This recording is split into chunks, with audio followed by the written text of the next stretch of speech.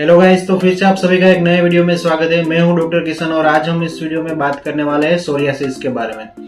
तो सोरियासिस क्या होता है कि सोरियासिस में हमारे स्किन के ऊपर एक रेड पैच बन जाता है, जो कि जहाँ पर स्किन बहुत ज़्यादा ड्राई हो जाती है, बहुत ज़्यादा मोटी हो जाती है और वहाँ पर सिल्वरी प्लेक बन जाता है, यानी कि एक हमारी स्किन है वो स्केली स्किन बन जाती है और जिसमें बहुत ज़्यादा ईचिंग होती है और स्किन बहुत ज़्यादा खुरदुरी हो जाती है और वहाँ पर बर्निंग सेंसेशन भी हो सकता है। तो इस वीडियो में हम जानेंगे कि सोरियासिस कैसे होता है, इसके साइन एंड सिम्टम्स क्या क्या होते हैं और इसके क्या क्या टाइप्स है और किन किन कारणों से सोरियासिस होता है और इसके डायग्नोसिस कैसे किया जाता है और इसमें क्या ट्रीटमेंट दी जाती है, क्या ट्रीटमेंट ऑप्शंस अवेलेबल है, इसके बारे में हम इस वीडियो में जानेंगे। तो वीडियो को लास्ट तक देखिए, बिना स्किप किए हुए देखिए। हमारे इस चैनल पर नए हैं तो सब्सक्राइब कीजिए। तो ज्यादा देर नहीं करेंगे और वीडियो की ओर चलते हैं।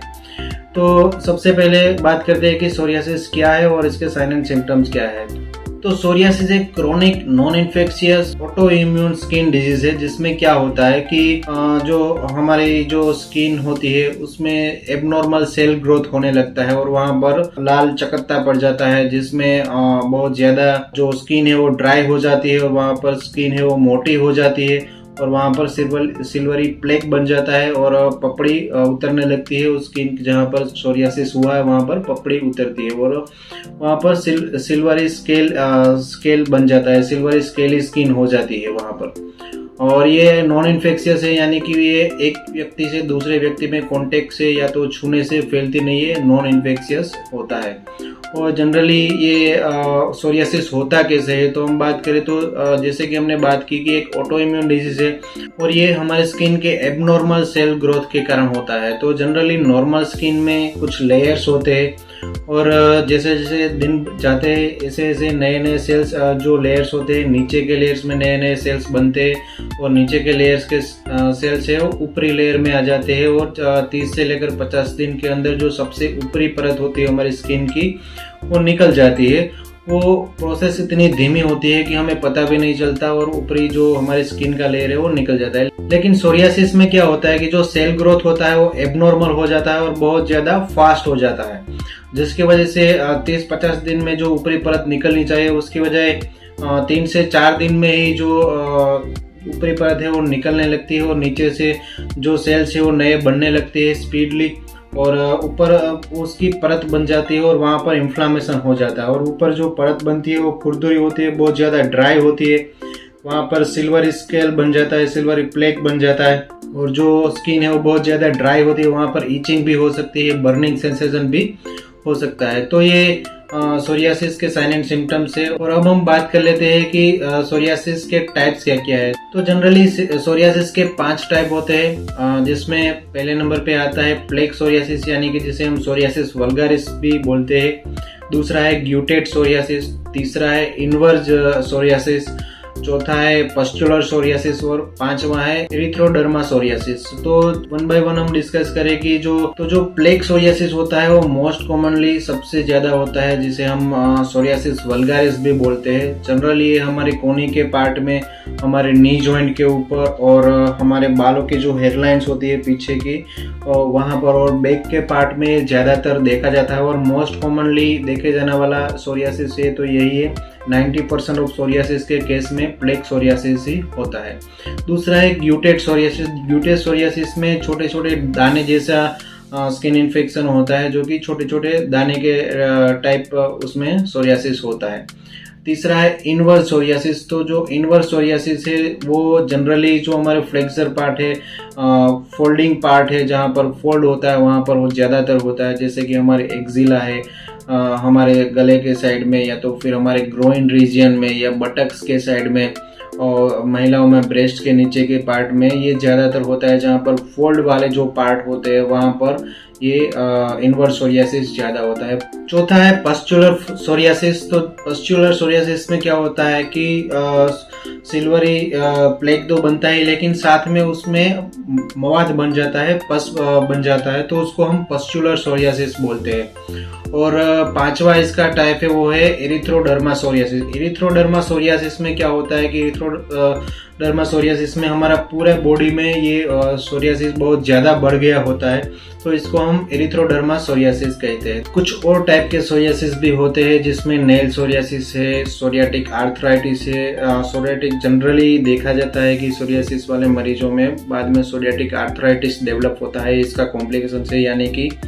उसके जॉइंट में पेन और सूजन होने लगती है, जिससे सोरियाटिक आर्थराइटिस कहा जाता है। तो अब इसके कोजेस के बारे में जान लेते हैं कि कौन से ऐसे कोजेस है कि जिसकी वजह से सोरियासिस होता है। तो वैसे तो सोरियासिस का कोई ऐसा स्पेसिफिक रीजन के या स्पेसिफिक कोज नहीं है कि जिसकी वजह से ये होता है, ये कोई 100% नहीं कह सकता कि इसकी वजह से ही होता है, लेकिन कुछ कॉमन कोज है कि जिसकी वजह से ये हो सकता है, रिसर्च और स्टडीज ये बताती है।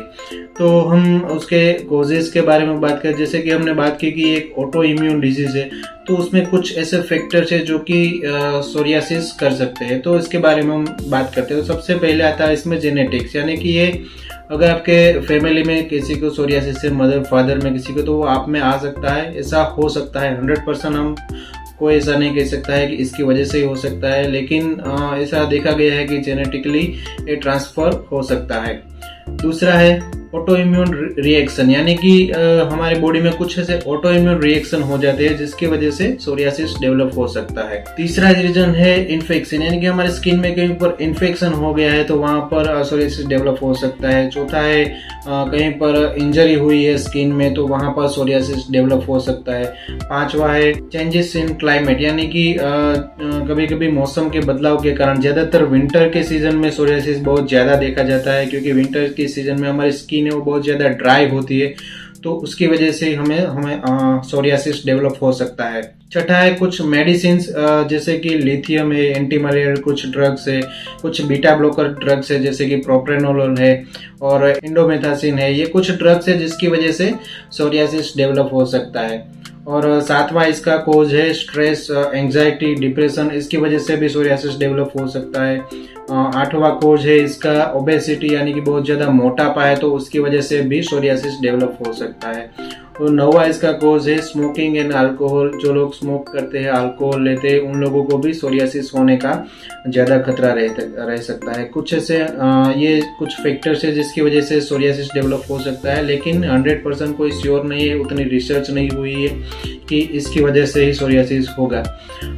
तो अब हम सोरियासिस के डायग्नोसिस की तरफ बढ़ते हैं कि ये कैसे डॉक्टर्स पता लगाते हैं, डॉक्टर्स कैसे डायग्नोस करते हैं कि ये सोरियासिस है। तो जनरली डॉक्टर्स को देख के ही, विजुअल एग्जामिनेशन से ही उसको पता लग जाता है कि ये सोरियासिस है, लेकिन कुछ केसेस में स्किन बायोप्सी डॉक्टर्स करवा सकते हैं, क्योंकि कभी कभार कैसा होता है कि जो लीजन होता है बहुत ही ज्यादा बड़ा होता है, साथ में पस इन्फेक्शन हो जाता है, कई बार डर्मेटाइटिस, फंगल इन्फेक्शन भी साथ में होता है, तो कुछ चीजें हो सकती है। तो उस कंडीशन में स्किन बायोप्सी वगैरह डॉक्टर्स करवा सकते हैं या कुछ और माइक्रोस्कोपिक टेस्ट करवा सकते हैं। तो अब हम सोरियासिस की ट्रीटमेंट की ओर आगे बढ़ते हैं कि सोरियासिस का इलाज क्या है। तो 100% तो सोरियासिस क्योर नहीं होता, क्योंकि एक ऑटो इम्यून डिजीज है, मतलब एक बार आप दवाई लोगे तो पूरी तरह से ठीक हो जाएगा, फिर से वापस नहीं होगा, ऐसा तो नहीं हो सकता। लेकिन ट्रीटमेंट से काफी हद तक जो हमारे स्किन के ऊपर जो पैच बन गए उसमें काफी हद तक सुधार आता है और काफी हद तक वो चला भी जाता है लंबे समय तक, लेकिन वो फिर से नहीं होगा, उसके लिए परमानेंट कोई क्योर है ही नहीं। तो जो ट्रीटमेंट ऑप्शंस अवेलेबल है इसके बारे में हम इस वीडियो में बात करते हैं। तो इनमें जनरली अगर आपको माइल्ड और मॉडरेट सोरियासिस हुआ है, बहुत ज़्यादा इन्फेक्शन बढ़ा नहीं है, इन्फ्लेमेशन बहुत ज़्यादा नहीं हुआ है, तो इस केस में डॉक्टर्स आपको कुछ टॉपिकल्स जो लगाने वाली दवाइयाँ है वो प्रिस्क्राइब कर सकते हैं, और कुछ क्रीम्स आती है, लोशंस आते हैं, शैम्पूज आते हैं, वो प्रिस्क्राइब करते हैं डॉक्टर्स। तो इसमें सबसे पहले आता है कोर्टिकोस्टेरॉइड। तो इसमें जो क्लोबेटाजोल, स्टेरॉइड में जो क्लोबेटाजोल की क्रीम आती है या वो आपको डॉक्टर्स प्रिस्क्राइब कर सकते हैं, और या तो फिर कोल्टार और सैलिसाइलिक एसिड का जो क्रीम आता है वो भी डॉक्टर्स आपको प्रिस्क्राइब कर सकते हैं। साथ ही में डॉक्टर्स आपको मॉइस्चराइजर यूज करने के लिए बोल सकते हैं, क्योंकि जहाँ पर सोरियासिस हुआ है वहाँ पर स्किन है वो बहुत ज़्यादा ड्राई हो जाती है, तो आपको मॉइस्चराइजर यूज करना चाहिए जहाँ पर सोरियासिस हुआ है। और अगर स्काल्प रीजन में, यानी कि हमने जो बात की कि हमारे हेयर लाइन के नीचे के पार्ट में या वहाँ पर स्काल्प में सोरियासिस हुआ है, तो डॉक्टर्स आपको लोशन प्रिस्क्राइब करेंगे, जिसमें स्टीरॉयड का लोशन जो क्लोबेटाजोल का लोशन आता है वो प्रिस्क्राइब कर सकते हैं, या तो फिर कोल्टार और सैलिसाइलिक एसिड का जो कॉम्बिनेशन वाला लोशन आता है वो भी प्रिस्क्राइब कर सकते हैं। और कोल्टार और सैलिसाइलिक एसिड का शैम्पू भी आता है, वो भी डॉक्टर्स आपको प्रिस्क्राइब कर सकते हैं। और अदर कुछ क्रीम्स और टॉपिकल सॉल्यूशंस है जो प्रिस्क्राइब कर सकते हैं। उसमें विटामिन डी एनालॉग, जिसमें कैल्सीपोट्रिन, कैल्सीट्रोल या टाजारोटेन की क्रीम्स और ऑइंटमेंट्स आती है, वो आपको डॉक्टर्स प्रिस्क्राइब कर सकते हैं। और कुछ कैल्शिन्यूरिन इनहिबिटर्स ऑइंटमेंट्स भी मार्केट में अवेलेबल है, जैसे कि टेक्रोलिमस ऑइंटमेंट आती है, वो भी डॉक्टर्स आपको प्रिस्क्राइब कर सकते हैं। वहाँ पर ईचिंग और बर्निंग सेंसेशन ज़्यादा आता है, उसको कम करने के लिए डॉक्टर्स आपको एंटी हिस्टामिनिक टेबलेट्स भी प्रिस्क्राइब कर सकते हैं, जैसे कि टेबलेट लिवोसेट्रिजिन है या तो फिर टेबलेट एविल है। जो ईचिंग को बंद करने के लिए जो टेबलेट्स आती है वो भी आपको डॉक्टर्स प्रिस्क्राइब कर सकते हैं। और इन ट्रीटमेंट से, इन टॉपिकल सॉल्यूशन से, क्रीम से, लोशन से आपका सोरियासिस ठीक नहीं होता है, तो कुछ केसेस में डॉक्टर्स आपको इंट्रालीजनल स्टीरॉयडल इंजेक्शन देते हैं, जो कि एक स्टीरॉयड इंजेक्शन होता है। और जहाँ पर जिस भी पार्ट में आपको सोरियासिस हुआ है वहाँ पर डॉक्टर्स आपको वो इंजेक्शन लगाएंगे, तो भी आपको सोरियासिस में बहुत ही जल्द आराम मिल जाएगा। तो इसमें आता है इंजेक्शन, ट्राइमासिनोलोन इंजेक्शन आता है, जो कि डॉक्टर ज़्यादातर केस में यूज करते हैं। सीवियर केस में डॉक्टर्स कुछ सिस्टमिक थेरापी यूज करते हैं, कुछ बायोलॉजिक एजेंट आते हैं वो भी डॉक्टर्स इस्तेमाल करते हैं, जिसमें मिथोट्रेक्सेट आता है, वो टेबलेट फॉर्म में भी आता है। 2.5 मिलीग्राम की टेबलेट आती है, हफ्ते में एक बार आपको लेने के लिए बोल सकते हैं डॉक्टर्स, या तो फिर वो उसका इंजेक्शन भी आता है, वो भी डॉक्टर्स आपको प्रिस्क्राइब कर सकते हैं। लेकिन ये लेने से पहले में बहुत ज़्यादा ध्यान रखना होगा, ऐसे ही आप अपने आप से ये ट्रीटमेंट नहीं ले सकते मिथोट्रेक्सेट, क्योंकि इसकी वजह से क्या है कि WBC काउंट जो हमारे होते हैं, वाइट ब्लड सेल्स, वो मॉनिटरिंग हमें करना पड़ता है। तो डॉक्टर्स की सलाह से ही आपको ये इंजेक्शन या टेबलेट आपको लेनी चाहिए।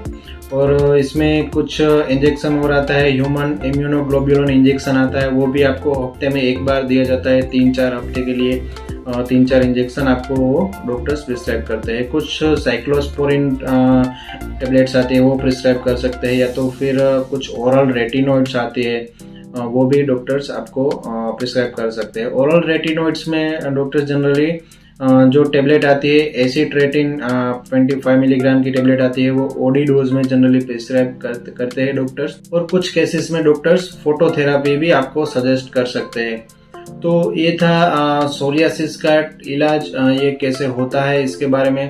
तो होप आपको वीडियो में कुछ अच्छी और इन्फॉर्मेटिव जानकारी जानने को मिली होगी।